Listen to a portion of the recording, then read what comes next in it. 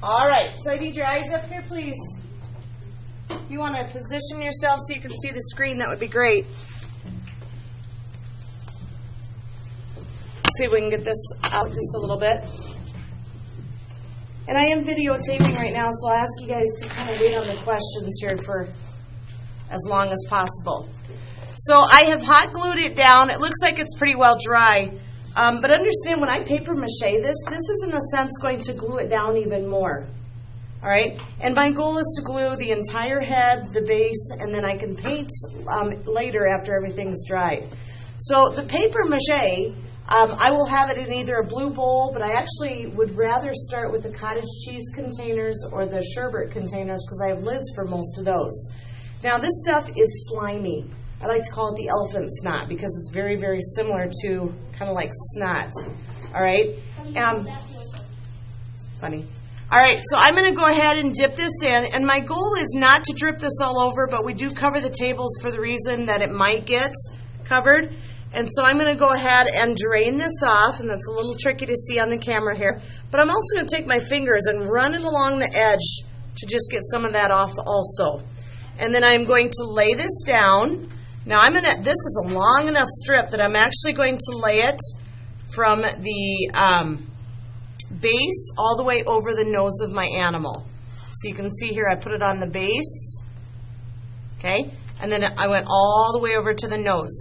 Now I'm also going to take this and I'm going to kind of mold it into the shape of the nose. I don't want to just have stick up and have all these little corners here. So I'm going to push it down, kind of make the shape, and then I can move on to the next one. Well, the other thing you can do is if you say, well, my head is not that big or it's just not laying right, you can also tear these papers down. I have a bunch cut up in a box, but I'm going to rip this one and make it a little bit smaller. And then I'm going to do the same thing. I'm going to dip it in, take off the extra. There was a bunch that came down there. And I'm going to, again, I'm going to attach it to the base, lay it down.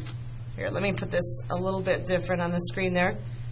All right, I'm going to lay it down, and I'm going to shape it to the animal. So I'm on the ear right now, and I want to kind of pinch it into the shape of the ear, flatten it out, and move on to the next layer.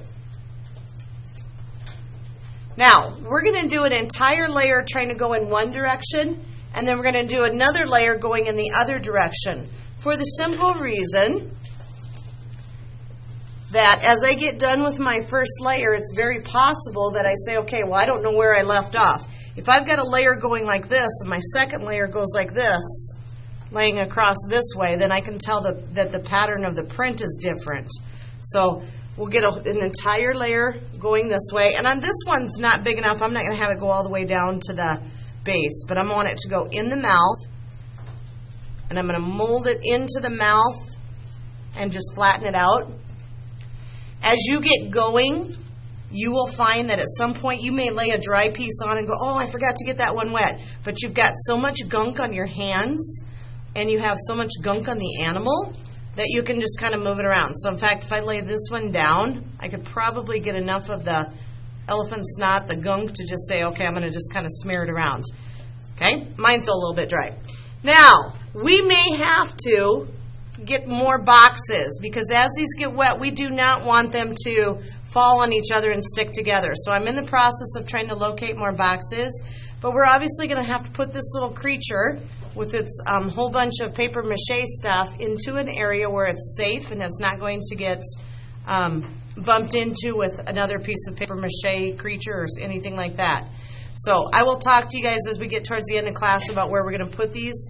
I would have a piece of paper towel handy so that you can kind of wipe your hands every once in a while, but please don't be tempted to shake your hands like this because you'll get it all over. Just take a piece of paper towel, keep it handy, and you're going to get used to this stuff as you get going. All right, do you have any questions? So we're going to do 2 to 3 layers, 2 being the minimum. Thank you. All right, and that is that. Let me stop this.